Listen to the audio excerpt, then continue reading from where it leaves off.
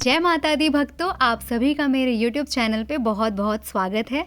आज है नवरात्रि का दूसरा दिन जो कि माँ ब्रह्मचारिणी जी का होता है। चलिए फिर आज की कथा शुरू करते हैं।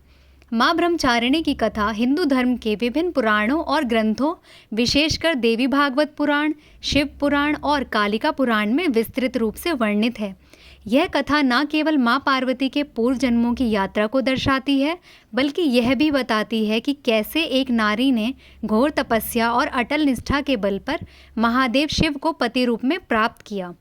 यहाँ माँ ब्रह्मचारिणी की कथा का हम विस्तृत रूप से वर्णन करते हैं।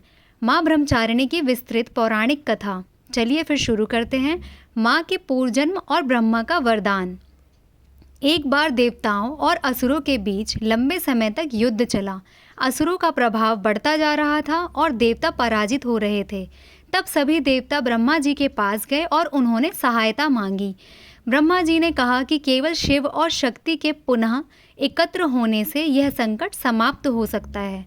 लेकिन समस्या यह थी कि सती, जो पहले शिव की पत्नी थी, उन्होंने अपने पिता दक्ष के अपमान के कारण यज्ञ में स्वयं को भस्म कर दिया था।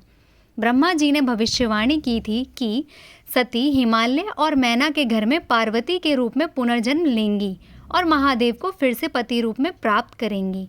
पार्वती का जन्म और बाल्यकाल। हिमालय राज और रानी मैना को एक दिव्य कन्या की प्राप्ति हुई जिसका नाम रखा गया पार्वती। वह बाल्यकाल से ही अत्यंत तेजस्विनी, शांत स्वभाव और धर्मपरायण थी। उन्हें शुरू से ही महादेव के प्रति आकर्षण था, मानो उन्हें अपने पूर्व जन्म की स्मृति हो।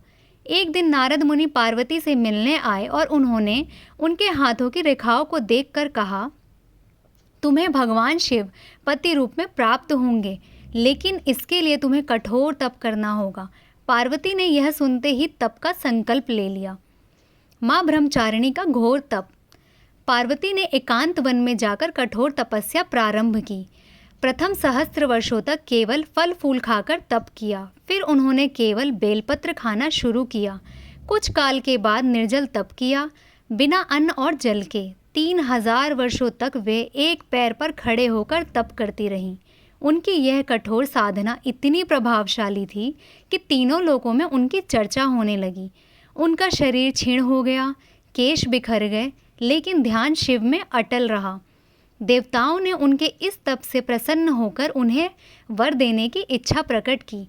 ब्रह्मा, विष्णु और अन्य देवता प्रकट हुए और कहा, हे देवी, तुम्हारा तप अतुलनीय है। अब तुम शिव को पति रूप में प्राप्त करोगी। शिव का परीक्षा लेना। भगवान शिव ने पार्वती की तपस्या की परीक्षा लेने के लिए एक ब्राह्मण के वेश में आकर उन्हें यह कहकर विचलित करने की कोशिश की, हे कन्या, तुम शिव को क्यों पति बनाना चाहती हो? वे तो अघोरी है, शमशान में रहते हैं, सर्पों को गहनों की तरह धारण करते हैं। पार्वती मुस्काई और विनम्रता से कहा, जो सबके आत्मा हैं, जो तब के परम लक्ष्य हैं, वही मेरे लिए परम प्रिय हैं। मैं अपने संकल्प से पीछे नहीं हट सकती।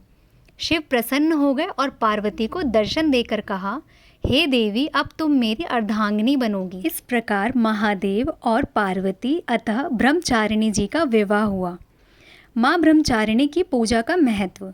यह रूप साधकों को संकल्प, शक्ति, आत्मनियंत्रण और धैर्य प्रदान करता है। उनके उपासक को मन, वचन और कर्म से संयम की प्राप्ति होती है। विद्यार्थी, योगी, साधक और गृहस्थ सभी के लिए यह रूप आदर्श और प्रेरणादायक है। जय माता दी।